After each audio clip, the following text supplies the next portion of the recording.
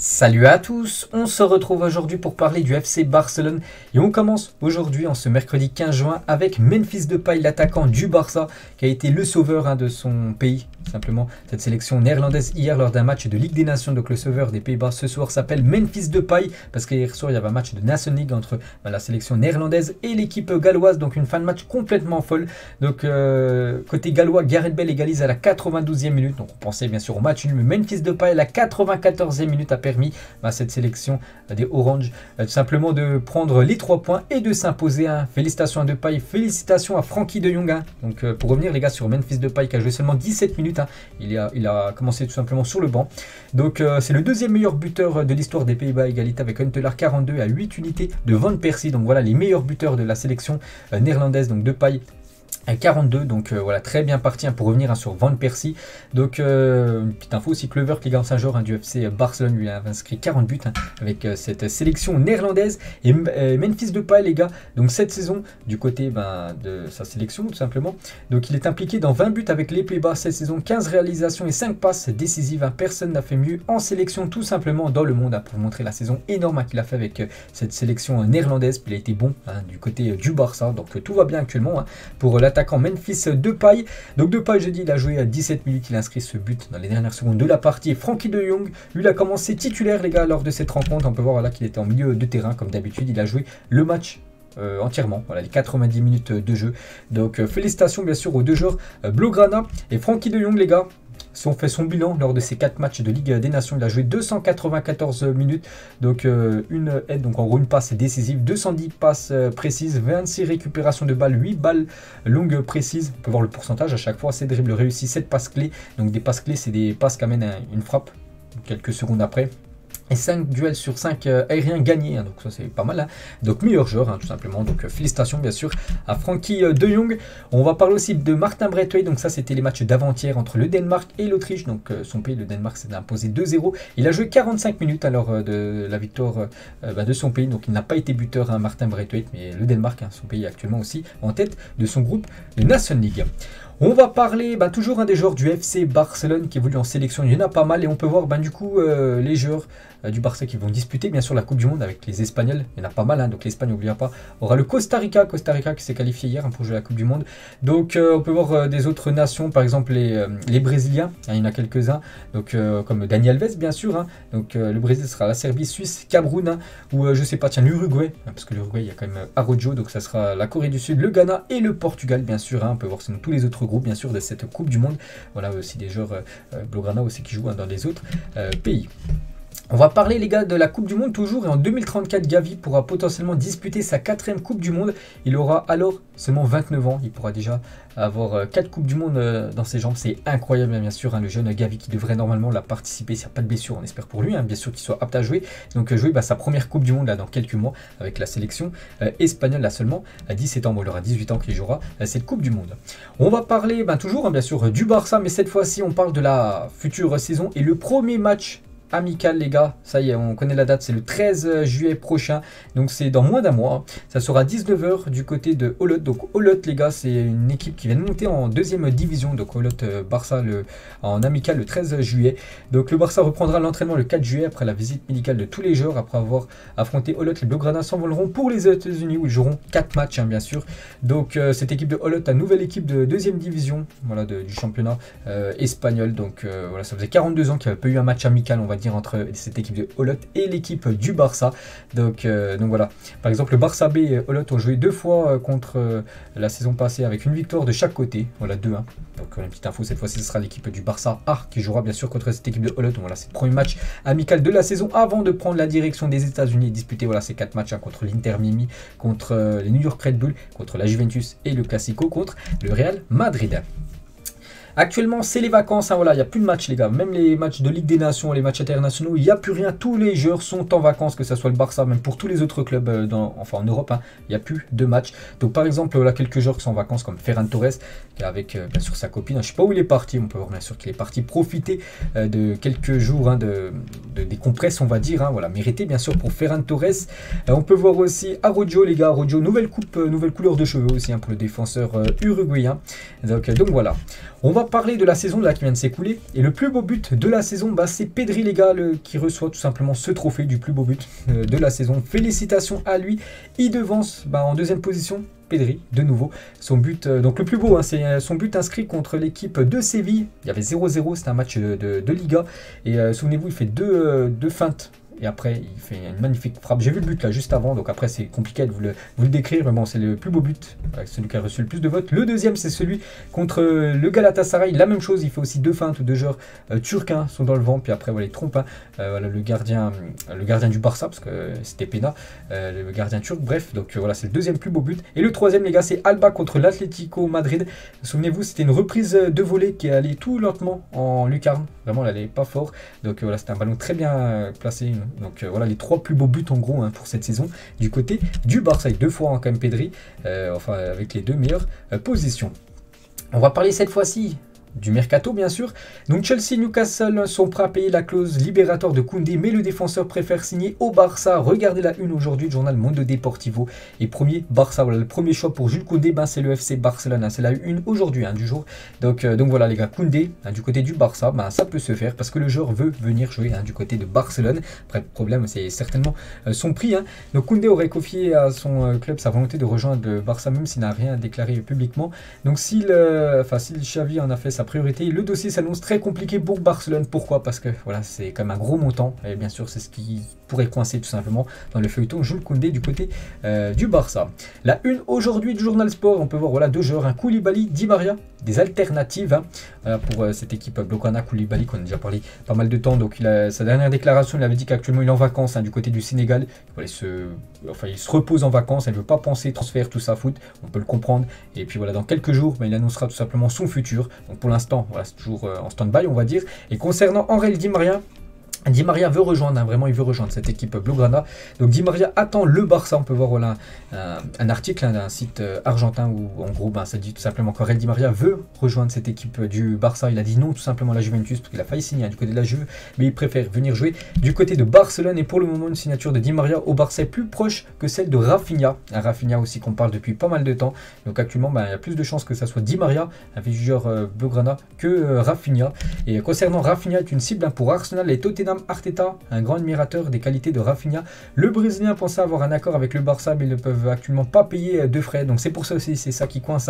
C'est que Rafinha, les gars, c'est aussi un gros montant. Et voilà, c'est ce qui coince. On sait que les finances ne sont pas super bonnes du côté de Barcelone, alors que Angel Di Maria, c'est un joueur qui peut arriver gratuitement vu qu'il est en fin de contrat. Donc c'est pour ça que ce serait plus Di Maria actuellement que Rafinha du côté du Barça pour cette prochaine saison. Christensen, c'est officiel. Il a annoncé son départ de Chelsea et concernant son futur club, on s'est fait à 99,9999% du côté du Barça, signé pour le Barça. J'espère pouvoir l'annoncer bientôt, mais ce n'est pas encore possible. Je sais que depuis un certain temps où je vais jouer la saison prochaine, donc Barcelone, mais cela ne dépend pas de moi. Donc voilà, c'est tout simplement une question de jour. Voilà, tout simplement l'officialisation de Christensen du côté de ce club Blaugrana. Lui aussi, les gars, c'est une question de jour. Ça devrait intervenir le 30 juin prochain, donc à la fin de son contrat. Donc c'est Franck Kessié. Barcelone veut faire la présentation de Kessié après l'expiration de ce contrat à Milan le 30 juin. Donc voilà, en gros, ça aussi, c'est dans à peu près 2 semaines, les gars, ça sera officiel. Franck Kessié, lui aussi en fin de contrat du côté de Milan, rejoindra l'équipe Blaugrana. Ça aussi, on l'annonce quand même depuis pas mal de mois. Oussem Aouar, les gars, peut être une piste aussi pour les Blaugrana. Donc Aouar termine son contrat en 2023. Il pourrait quitter Lyon cet été pour que Lyon récupère une somme. Son cas atteint la zone du Barça, mais pour le moment il n'y a rien. Certains clubs de la Liga sont aussi intéressés par Oussem Aouar. Je sais qu'il y a aussi l'équipe du Betis Séville qui a déjà fait venir Nabil Fekir dans le passé, un autre joueur de Lyon. Ils aimeraient faire un autre coup avec Aouar, pourquoi pas les gars. Après tout dépend du montant. Je sais que Lyon l'avait fixé à peu près 15 millions d'euros, donc pourquoi pas. C'est que depuis quelques saisons il n'est pas super bon, mais on sait que c'est un joueur vraiment quand il est en bonne forme les gars, dans un bon mood on peut dire. Il peut faire des masterclass, donc pourquoi pas. Non, bien sûr, à surveiller. On va parler de ce joueur.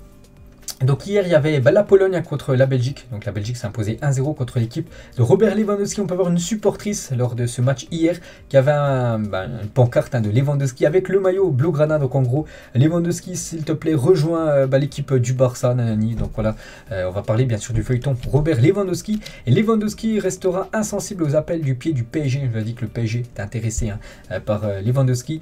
Donc voilà, lui ça ne l'intéresse pas de signer du côté de Paris. Un attaquant polonais attend de trouver un accord avec le le Barça pourrait signer un contrat de 3 ans latent en Catalogne. Ce qui coince actuellement, c'est le Bayern, c'est le seul point. Il y a 3 points, donc le joueur, le Barça et le Bayern. C'est le seul point actuellement où ça coince, parce que les 2 autres points, c'est ok. Et peut-être les gars, ça pourrait peut-être se décanter, parce que d'après le journal Bild, un journal sportif allemand équivalent à l'équipe en France, donc le Bayern a commencé à accepter un départ de Lewandowski à l'amiable, et ça c'est une très très bonne nouvelle pour le Barça. Donc des sources affirment que les Allemands négocieraient un transfert pour environ 40 millions d'euros. Le Polonais ne fera plus de déclaration publique, sachant que le Barça prépare déjà une nouvelle offre de 40 millions d'euros qui pourrait satisfaire le Bayern Munich pour lâcher Robert Lewandowski. Et Lewandowski l'a dit, j'avais promis de parler de mon avenir après ces matchs, mais je ne peux encore rien dire. J'espère que vous comprenez tous. Donc c'est pour ça qu'actuellement il reste muet tout simplement Lewandowski, parce qu'il sait qu'actuellement peut-être c'est une nouvelle étape de la négociation de son transfert du côté du Barça. Donc moi je pense que ça va se faire les gars, ça va se faire pour moi, Lewandowski du côté de Barcelone. Et n'oubliez pas que Lewandowski, regardez quand même le joueur qui peut arriver du côté du Barça. Donc les joueurs qui ont réussi le plus de doublés cette saison de club plus sélection base, c'est lui qui est en tête, 12 doublés. Donc il devance Haaland ou même Karim Benzema. Et les joueurs qui ont réalisé le plus de triplés cette saison, donc 3 buts dans une rencontre, donc club plus sélection bas, c'est lui aussi qui est en tête devant Haaland et de nouveau Benzema, donc 4, bon après il y en a plein qui sont à 3, bref. Donc Lewandowski, le seul joueur à avoir réalisé 4 triplés lors de cette saison, donc incroyable bien sûr le joueur qui pourrait débarquer du côté de Barcelone. On va parler de ce joueur les gars qui a signé du côté du Barça, c'était déjà il y a quelques mois, Pablo Torre est déjà à Barcelone pour être présenté normalement aujourd'hui comme nouveau joueur du Barça, donc dans l'édition d'après-demain pour avoir quelques photos de Torre avec les couleurs blaugrana. Donc bon là c'est un montage, mais bon on pourrait voir bien sûr cette photo qui pourrait être véridique avec le nouveau maillot blaugrana. Frenkie de Jong les gars, sur l'intérêt de Manchester United, il a réagi. Vous êtes toujours flatté quand les équipes montrent de l'intérêt pour vous en tant que joueur. Mais je suis dans le plus grand club du monde en ce moment. Je me sens bien au Barça, alors rien de nouveau. Voilà pour Frenkie de Jong. Il dit qu'il se sent très très bien du côté de Barcelone. Et pour l'instant, un départ n'est pas une option pour lui. Donc Barcelone a contacté Frenkie de Jong pour lui expliquer pourquoi ils envisageraient de le vendre. Donc voilà, lui veut rester. Mais on sait que le club aimerait le vendre. Et pourquoi? Parce que voilà, le Barça aurait fixé son prix à plus de 100 millions d'euros. Et voilà pourquoi le Barça aimerait tout simplement, et lui expliquer pourquoi ils aimeraient le vendre, parce que les finances sont un peu dans le rouge, ils sont dans le rouge, et bien sûr 100 millions d'euros, donc voilà, ce serait énorme, ce serait le jackpot pour l'équipe blaugrana. Donc ce montant refroidirait du coup considérablement les ardeurs de Manchester United, qui ne montrera jamais les enchères aussi hautes pour acheter le joueur néerlandais. On va parler de Pjanic, les gars. Pjanic, joueur du Barça prêté la saison dernière, du côté du Beşiktaş. Le Barça va vendre un joueur à l'Olympique de Marseille à gros prix. Donc voilà, ce joueur devrait normalement filer du côté de Marseille la saison prochaine. Bon, un gros prix. Bon, je pense pas que Marseille va l'acheter non plus très très cher. Mais voilà, ce qui sort actuellement concernant le feuilleton, on va dire Pjanic. Concernant Oscar Mingueza, le Barça veut transférer. Voilà, Xavi ne compte pas sur Mingueza la prochaine saison. Donc le Barça espérait une somme moins de 10 millions d'euros, parce que déjà 10 millions d'euros, ça sera quasiment impossible. Donc en gros, Valence les gars, Valence et Hoffenheim sont les clubs les plus intéressés par Mingueza. Le Barça veut environ 5 millions d'euros pour lui, donc voilà peut-être le futur club d'Oscar Mingueza. On va parler d'un jeune joueur les gars. Mika Marmol fera la pré-saison avec l'équipe première, donc c'est un joueur de l'équipe B. On peut voir lors de la pré-saison, lors des matchs amicaux là aux États-Unis, tout ça, il sera avec le groupe professionnel et Xavi décidera s'il va le conserver ou non dans l'effectif de l'équipe première pour la saison prochaine.